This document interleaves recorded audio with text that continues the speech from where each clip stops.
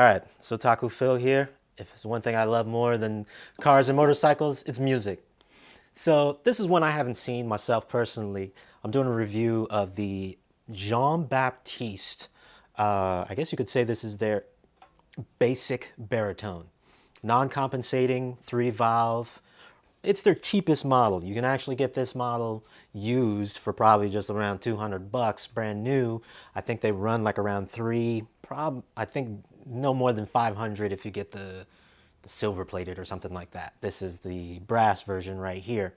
So as you can see, it's a very simple design, very small bell, pretty free moving pistons here. I had an issue before with the Jean Baptiste compensating where the stems would sometimes bend. This guy actually isn't too bad. I haven't had any issues with the stems bending. They seem like they're pretty stiff, pretty thick. So I don't know if maybe this was a newer one and they just went ahead and took care of that issue. It's all copper with lacquered with these, I guess these little silver plated keys and caps here. It moves pretty freely, pretty easy to tune. It's got the spit valve here. It's got a little lyre holder right here. Now the one thing I will tell you though is the stock mouthpiece that it came with is garbage. Do not waste your time with the stock mouthpiece. It is just like the bare minimum. The only way I was able to get any really good tone out of this was actually upgrading the mouthpiece, and I have my old beat up Dennis Wick mouthpiece here, which has always done the trick. If you're ever considering a mouthpiece, especially for large brass such as a trombone, baritone, tuba, any of those instruments, you should consider the Dennis Wicks. This is their classic series.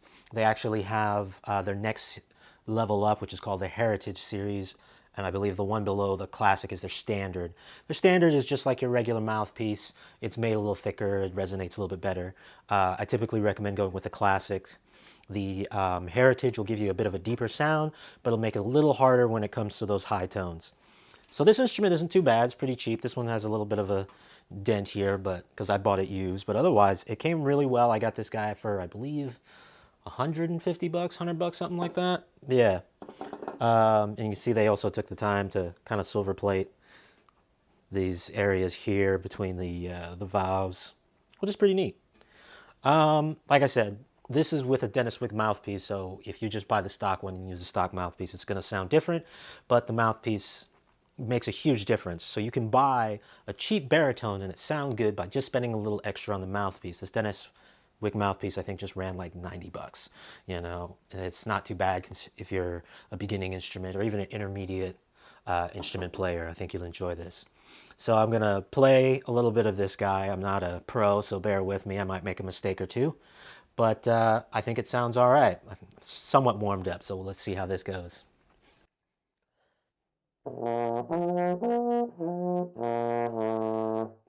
You know, it doesn't go too low because it's not compensating, so I don't think you can get super low on it. Let's see how low I can get and get a note out of it. That's about as low as I can get. All right, let me try and play a little bit. This is I Love to Tell the Story by Fisher from the baritone and trumpet duet book.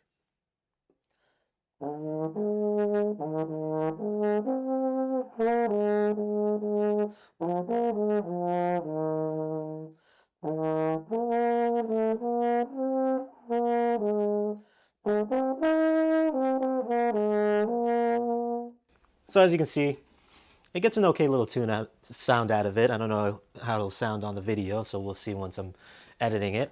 But again, if you're a beginner or even an intermediate baritone player and you're looking for a cheap instrument, this is the Jean Baptiste basic baritone. And I think you should definitely pick one up if you're thinking of getting into the low brass.